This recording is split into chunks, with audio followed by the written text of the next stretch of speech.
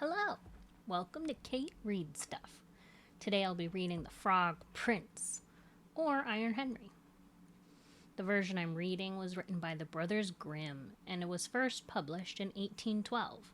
However, this German fairy tale had been told orally for many years before that. The Grimm brothers greatly treasured this tale and had it as their very first story in their book called Children's and Household Tales. And now, the story of the Frog Prince, as told by Jacob and Wilhelm Grimm. In old times, when wishing still helped one, there lived a king whose daughters were all beautiful. But the youngest was so beautiful that the sun itself, which has seen so much, was astonished whenever it shone in her face.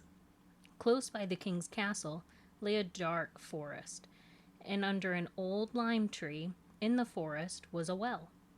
And when the day was very warm, the king's child went out into the forest and sat down by the side of the cool fountain. And when she was dull and took a golden ball and threw it up high and caught it, and this ball was her favorite plaything. Now it so happened that on one occasion the princess's golden ball did not fall into the little hand which she was holding up for it, but onto the ground beyond and rolled straight into the water. The king's daughter followed it with her eyes, but it vanished, and the well was deep, so deep that the bottom could not be seen. On this she began to cry, and cried louder and louder, and could not be comforted. And, as she thus lamented, someone said to her, "What ails thee, king's daughter? Thou weepest so, that even a stone would show pity." She looked round to the side from whence the voice came, and saw a frog stretching forth its thick ugly head from the water. "Ah! Old water splasher, is it thou?" said she. "I am weeping for my golden ball, which has fallen into the well." "Be quiet and do not weep," answered the frog. "I can help thee, but wilt thou give me, if I bring thy plaything up again?" "Whatever thou wilt have, dear frog," said she. "My clothes, my pearls, and jewels, and even the golden crown which I am wearing." The frog answered, "I do not care for thy clothes, thy pearls, and jewels, or thy golden crown. But if thou wilt love me, and let me be thy companion and playfellow, and sit by thee at thy little table, and eat off thy golden plate, and drink out of thy little cup, and sleep in thy little bed, if thou wilt promise me this, I will go down below and bring thee thy golden ball up again." "Oh, yes," said she, "I promise thee all thou wishest, if thou wilt but bring me my ball back again."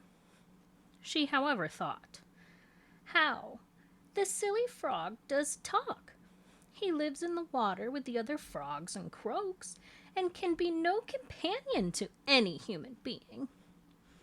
But the frog, when he had received this promise, put his head into the water and sank down, and in a short time came swimming up again with the ball in his mouth, and threw it on the grass.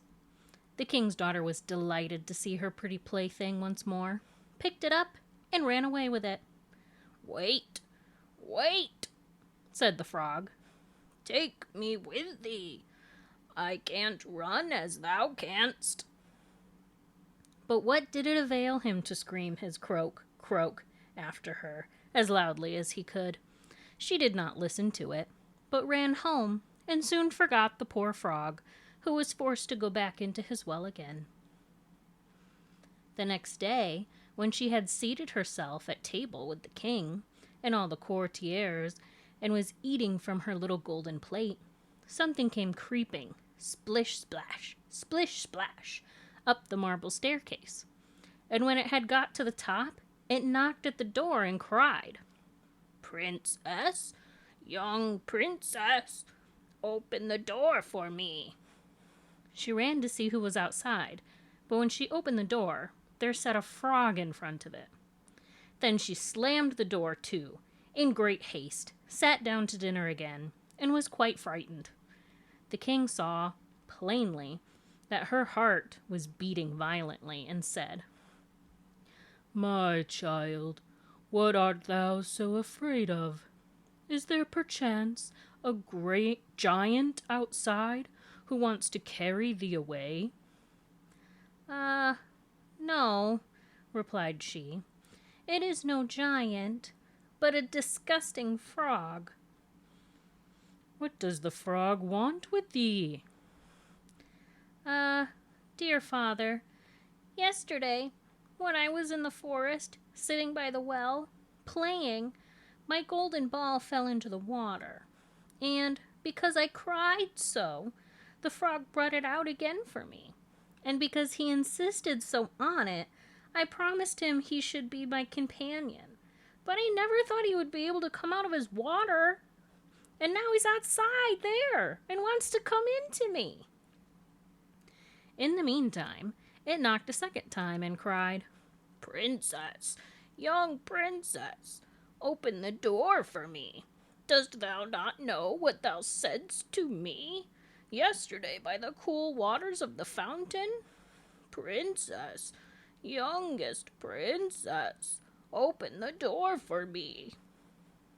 Then said the king, "That which thou hast promised must thou perform.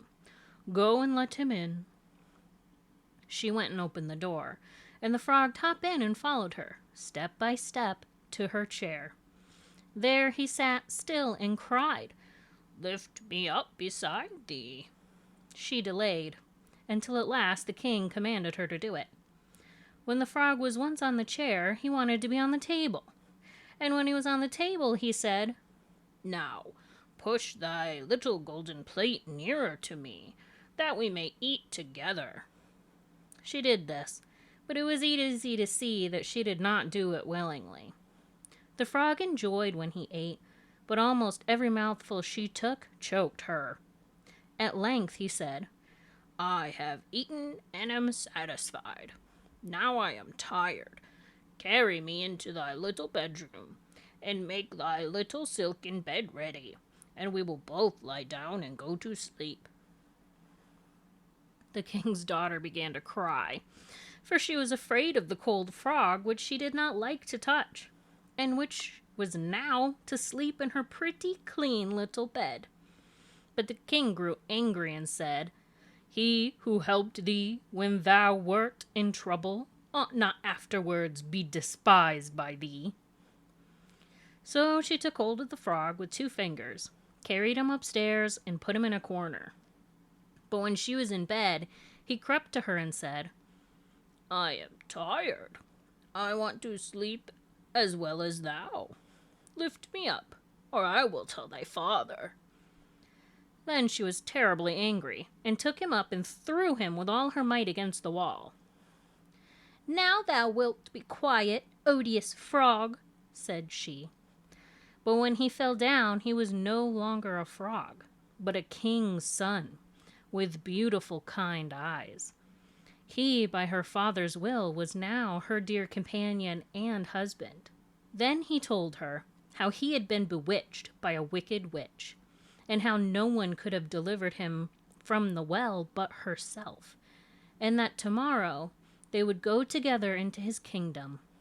Then they went to sleep, and next morning, when the sun awoke them, a carriage came driving up with 8 white horses, which had white ostrich feathers on their heads, and were harnessed with golden chains, and behind stood the young king's servant, Faithful Henry.